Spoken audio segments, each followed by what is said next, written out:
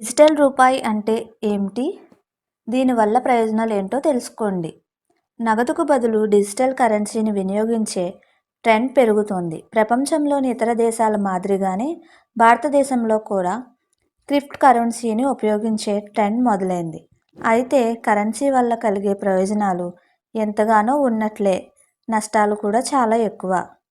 Online మోసం నుండి ఉగ్రవాద కార్యకలాపాలకు మద్దతు వరకు రకరకాలుగా మోసాలు జరుగుతున్నాయి.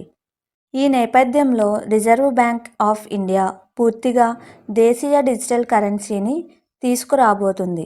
రిజర్వ్ బ్యాంక్ భారతదేశపు మొట్టమొదటి డిజిటల్ రూపాయి పైలట్ ప్రాజెక్ట్ను ఈ నెల 1 నుండి ప్రారంభించింది.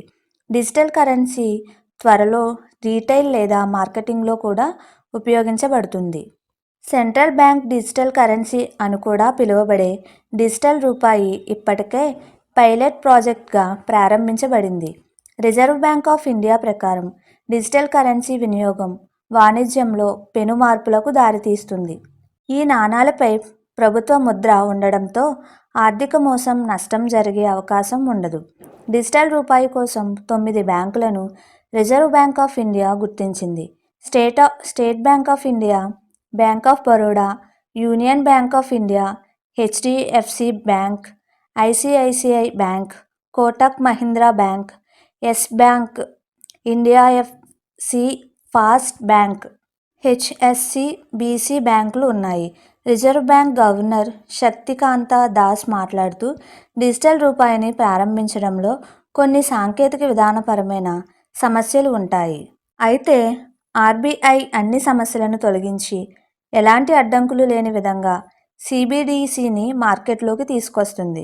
డిజిటల్ రూపాయి అంటే ఏమిటి? దేశంలో డిజిటల్ లావాదేవీలు పెంచడంతో పాటు భౌతిక కరెన్సీ నిర్వహణకు అయ్యే ఖర్చును తగ్గించుకోవడంలో భాగంగా ఆర్బీఐ డిజిటల్ రూపాయి తీసుకొస్తుంది. డిజిటల్ రూపాయి వర్చువల్ కరెన్సీ కాబట్టి దానికి ఎటువంటి రిస్క్ ఉండదు. ప్రపంచంలో ఉన్న వర్చువల్ కరెన్సీ ఈ రూపాయి డబ్బు లావాదేవీ ప్రక్రియను సులభతరం చేస్తుంది. నోట్ల ప్రింటింగ్ ఖర్చు కూడా ఉండదు. ఎలాంటి ఇబ్బంది లేకుండా ఫాస్ట్ ఎక్స్చేంజ్ సాధ్యమవుతుంది. ఎటువంటి అదనపు లావాదేవీ రుసుము లేకుండా అన్ని చెల్లింపులు చేయవచ్చు. సిబిడిసి లేదా ఈ రూపాయలు నిజమైన కరెన్సీకి సమానం. అందుకే కాగితం నోట్లకు బదులుగా ఈ కరెన్సీని కూడా ఉపయోగించబడుతుంది. డిజిటల్ రూపాయి ప్రయోజనాలు: యూపీఐ ద్వారా లావాదేవీలకు వినియోగదారులకు బ్యాంక్ ఖాతా అవసరం. డిజిటల్ కరెన్సీలకు బ్యాంక్ ఖాతా అవసరం లేదు. డిజిటల్ కరెన్సీలకు గడువు తేదీ ఉండదు. ఈ డిజిటల్ కరెన్సీని జీవితాంతం ఉపయోగించుకోవచ్చు.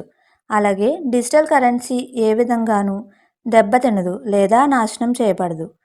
బిట్ కాయిన్ వంటి కరెన్సీలలో ఈ రూపాయలు ఆర్థిక ప్రమాదానికి అవకాశం లేదు. ఈ రూపాయల వినియోగం వల్ల ప్రభుత్వానికి కూడా చాలా డబ్బు లేదా ఆదా అవుతుంది. ఎందుకంటే కాగితపు నోట్ల విషయంలో ముద్రణ, పంపిణీ, నిల్వకు ఎటువంటి ఖర్చు ఉండదు. కాగితంపై ఆధారపడటాన్ని తగ్గించడం వల్ల పర్యావరణం కూడా ఆదా అవుతుంది. మీకు మా వీడియోస్ కనుక నచ్చినట్లయితే ఇలాంటి మరెన్నో విషయాలు తెలుసుకోవాలనుకుంటే డూ సబ్స్క్రైబ్ టు సమాజం ముచ్చట్లు.